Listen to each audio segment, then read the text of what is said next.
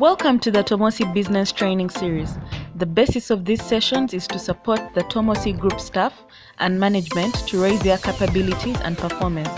This is also a platform to share our experience with young entrepreneurs making an effort to build their startups in Uganda and across Africa.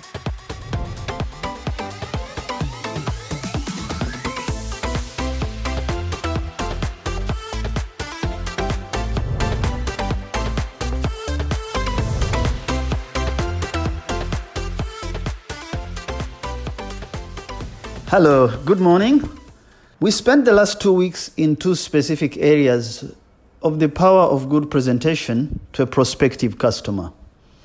We started with the three principles, which are, just to remind ourselves, preparation, adopting one central theme to make it easier for the customer to understand us, and not forgetting the power of telling good stories that help you convert the room into seeing the world your way. The idea is actually to make friends in the room before you convert them, because conversion can often be slow and tedious, but likability, faster. You seek to be understood and helpful to the cause of the people in the room.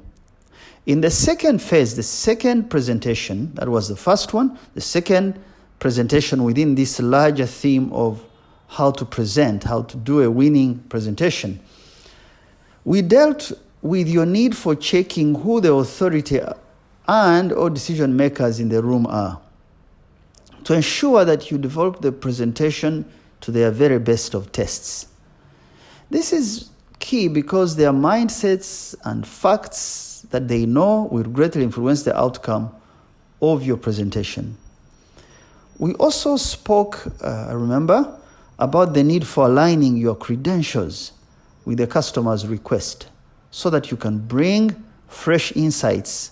And we kept combining those words, fresh and insights, because an insight can be old. Freshness means that you're bringing something that is newer to the room. So you bring these fresh insights into the room and you finally handle objections in a mature and professional manner. This is the last 2 weeks and the two segments we had. Now, none of the above principles I've described comes easy. None of this will come easy to you, but I can tell you something, practice does a fantastic job in the end. I hope you know about one of my favorite authors, the 57-year-old, pencil-thin, large mop of hair Canadian man called Malcolm Gladwell. This fellow popularized the principle he called the 10,000-hour rule. He argues that it takes up to 10 years, or the equivalent of 10,000 hours of practice, to move from a novice to an expert at something. You need to read his book called The Outliers. That's where this principle is fully described. That you need to do this whether in music or sports or design, even public speaking, that if you practice consistently, you get it right. Well, Gladwell uses many examples of professional athletes, violinists, etc. But he seems to talk about what I think is generic practice. Generic practice is where you are going out every morning to exercise, but you really are not doing very specific things, either to change this muscle or to strengthen your running or whatever it is you do. Now, however, I know if we as a team are deliberate, these two words are different, generic and deliberate. If we are deliberate about practicing anything we have learned, and even find someone to mentor or coach us, I think we can beat this rule in much less time. The idea, therefore, is self-exertion. Each of us at an individual level to exert ourselves and get it right. But for now, let us just know that nothing of any significance comes easily in life. Some of the things we aim at in life and in business, in training of this nature that we're doing, can even take our lives. But they will leave a base and a rich foundation for the next generation, the next worker, the next company, or the next leadership. The thing, therefore, is to work hard at what we are doing today and focus on tomorrow. Now, how to focus? What to focus on?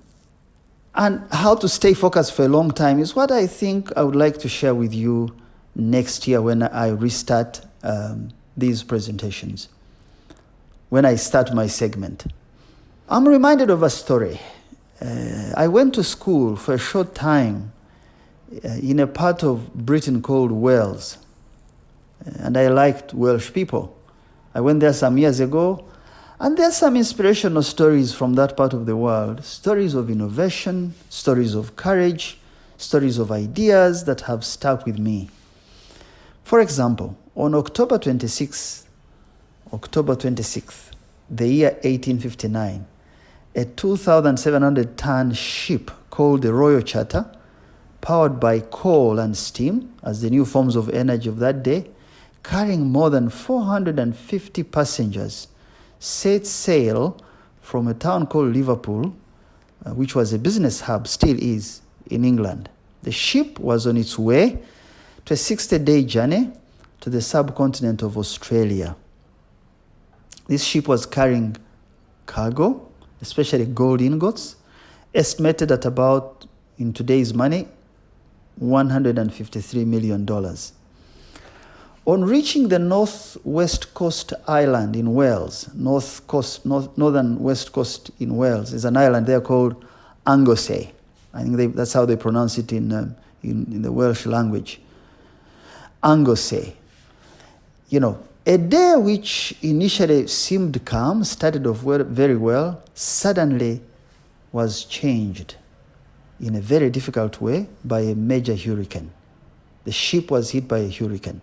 The storm hurled the ship against huge boulders, huge rocks that formed the cliff frontier around the area.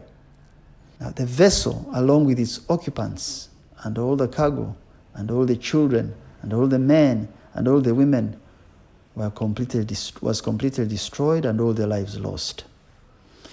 The writer Charles Dickens, who some of you know, he described the fatal accident in very graphic terms, and I quote, "So tremendous had the force of the sea been when it broke the ship, that it had beaten one gold ingot deep into a strong and heavy piece of her ironwork, in which also several loose sovereigns that the ingot had swept in before it had been found as firmly embedded as though the iron had been liquid when they were forced there." You need to read Dickens' book called The Uncommercial Traveler for this story. Now, crises like this coronavirus that we're dealing with, that we're battling, are too good a thing, in my opinion, to waste. They create heroes out of ordinary people when individuals become creative by choosing to learn from that crisis. For example, an ex-serviceman called Robert Fitzroy, seeing the loss of this ship of the Royal Charter due to bad weather, he set out to find a way of predicting weather and to draw patterns for sailors and fishermen to never again sail into storms unknowingly. He wanted to develop an early warning system for travelers on high seas and for his country.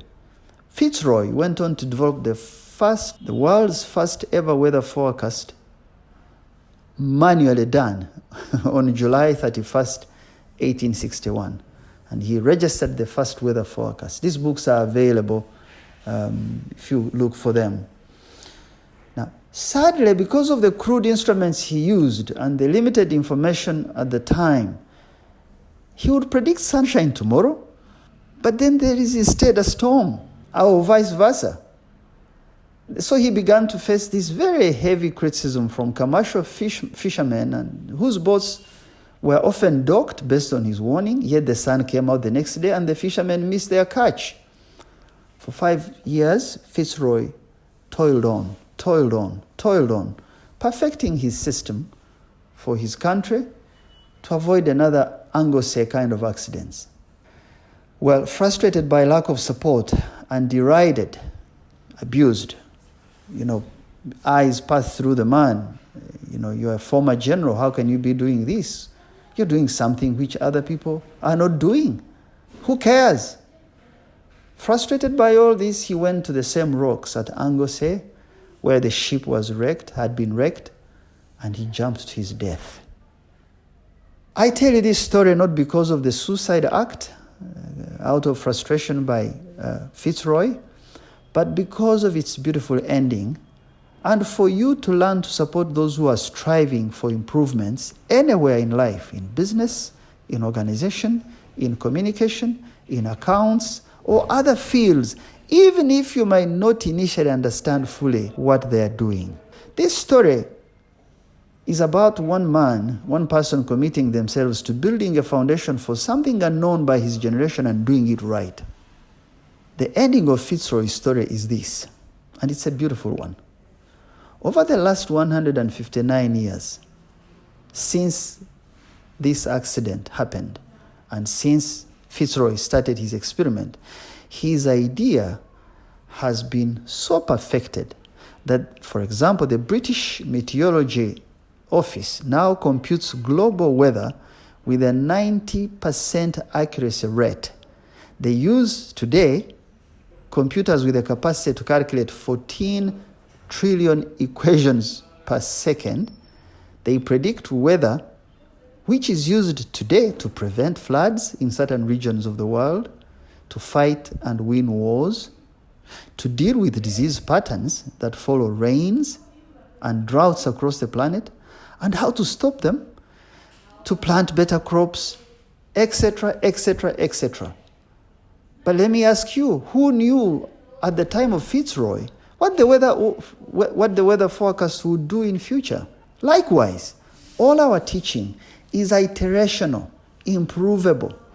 We emphasize deliberate practice because we know with time we'll get it right, and it will help the business and the people wherever they end up in our country. In the process, some will obviously burn out and drop, but the idea is that those who persist eventually will win.